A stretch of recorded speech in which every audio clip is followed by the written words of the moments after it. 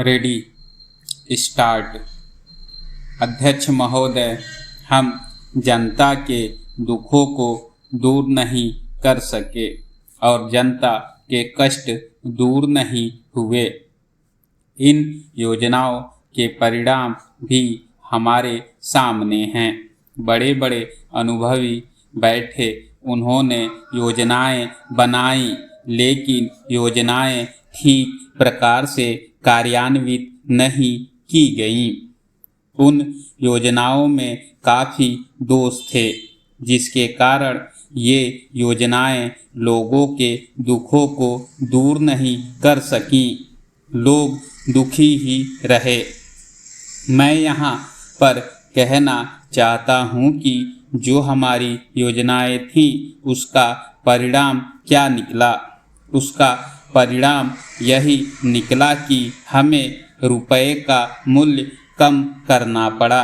जो योजनाएं होती हैं वह राष्ट्र धन को ऊंचा करने के लिए बनाई जाती है, लेकिन हमारे सामने आंकड़े हैं। इसका परिणाम हमारे सामने है।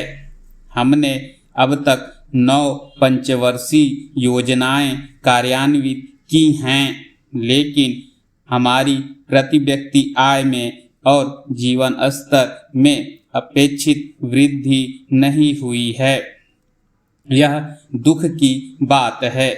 मैं यह कहना चाहता हूँ कि हमारा ऐसी योजनाओं में विश्वास नहीं है जो जनता के कष्टों को, जनता के दुखों को दूर न कर सके। हम ऐसी योजनाओं पर विश्वास करते हैं जो उनकी आयु बढ़ा सके, उनका आर्थिक विकास कर सके, उन्हें उन्नत कर सके। सभापति महोदय, ये शब्द मेरे नहीं हैं, बल्कि राष्ट्रपिता के हैं। जो लोग आज सरकार में बैठे हुए हैं, क्या वे अपने दिल में सोचेंगे कि यह देशद्रोह शब्द बालकों को अंग्रेजी पढ़ाने के लिए राष्ट्रपिता का कहा हुआ है। आज 54 वर्ष देश को स्वतंत्र हुए हो गए हैं, लेकिन राष्ट्रपिता की इस बात पर आज तक ध्यान नहीं दिया गया है।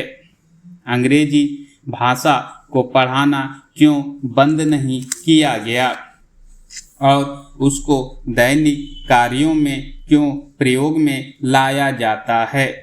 मैं इस बात को कई बार इस सदन में कह चुका हूँ और मैंने इस विधान परिषद की नियमावली में 1 वर्ष पहले एक संशोधन भी रखा था, लेकिन मेरा दुर्भाग्य है कि वह संशोधन वर्ष भर से इस सदन में प्रस्तुत नहीं हो सका। मेरी अपनी राय है कि कम से कम दैनिक कार्यों के लिए यदि सरकार अंग्रेजी भाषा पर बंधन लगा दे तो बहुत अच्छा हो, और जो यह अनुशासनहीनता है वह भी समाप्त हो जाए। सभापति महोदय, जैसा कि मेरे मित्र ने कहा, लड़कों के माता पिता अंग्रेजी का प्रयोग करते हैं और उनके शिक्षक भी उसका प्रयोग करते हैं। फिर बालकों पर उसका प्रभाव क्यों नहीं पड़ेगा। मैं उनसे सहमत हूँ कि बालकों में नकल करने की आदत होती है। जैसा वे अपने बड़ों को करते देखते हैं, वैसा ही वे करते हैं। अगर हम कोई बुरा काम करेंगे तो उसका प्रभाव बालकों पर अवश्य पड़ेगा। आप देखेंगे कि जिस मनोवृत्ति के माता पिता और शिक्षक होते हैं, उसी प्रकार के बालक भी होते हैं। हम दूसरों को तो परामर्श दे देते हैं, लेकिन शिक्षा पर स्वयं उसका अनुपालन नहीं करते। इसके साथ ही साथ हमको शिक्षा प्रणाली की ओर भी ध्यान देना है। शिक्षा के जिन तरीकों को आजकल अपनाया जा रहा है वे वास्तव में लाभकारी नहीं हैं। सरकार की ओर से इस प्रकार का आदेश होना चाहिए कि 14 वर्ष तक बालकों को अपनी मातृभाषा में ही शिक्षा दी जाएगी और दैनिक कार्यों में भी अंग्रेजी का प्रयोग नहीं होगा। इस प्रस्ताव में अनेक महत्वपूर्ण बातों की ओर ध्यान दिलाया गया है। मैं समझता हूँ कि जब माननीय मंत्री जी इसका उत्तर देंगे तो हम कह देंगे कि हम बहुत सी बातों पर कार्यान्वयन कर रहे हैं, लेकिन मैं समझता हूँ कि उन पर कोई कार्यान्वयन नहीं हो रहा है। सभापति महोदय, आज हमारे देश में जो ऊपर से लेकर नीचे तक शिक्षा दी जा रही है उसमें व्यवस्था ही एक कारण है जिसकी वजह से शिक्षा का स्तर गिरता जा रहा है। मेरा अपना विचार है कि जो शिक्षा प्रणाली है और जिस रूप में शिक्षा दी जा रही है वही अनुशासनहीनता का भी कारण है। अपने देश और प्रदेश में हर एक की अपनी अपनी भाषा है और वह बालक जो इस देश में पैदा हुआ है, जो अपनी मातृभाषा की गोद में पला है, उसको यदि अपनी मातृभाषा में ही शिक्षा दी जाएगी तो मेरा विचार है कि शिक्षा का स्तर ठीक हो सकता है। जो सबसे बड़ी भूल और कमी सरकार के द्वारा दी जाने वाली शिक्षा के संबंध में हो रही है वह यह है कि बालक की मातृभाषा में शिक्षा न देकर उसको उस भाषा में शिक्षा देने की व्यवस्था की गई है जो हमारे देश या प्रदेश की भाषा कभी रही ही नहीं।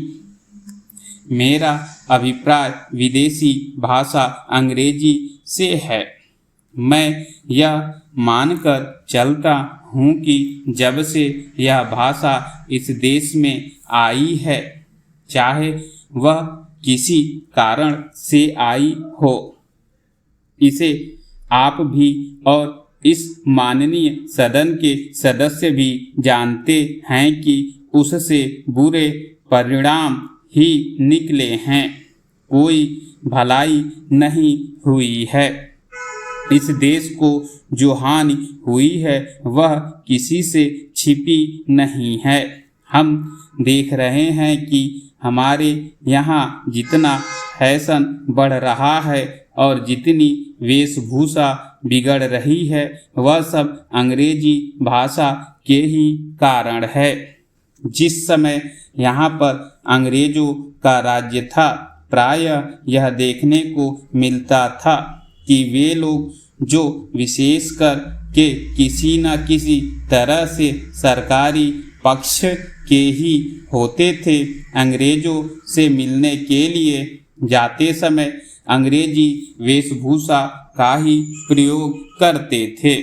परंतु यह इस प्रदेश और इस देश का दुर्भाग्य है कि अंग्रेजों का राज्य समाप्त हो जाने के बाद भी लोग उनकी वेशभूषा को पहनते चले जा रहे हैं।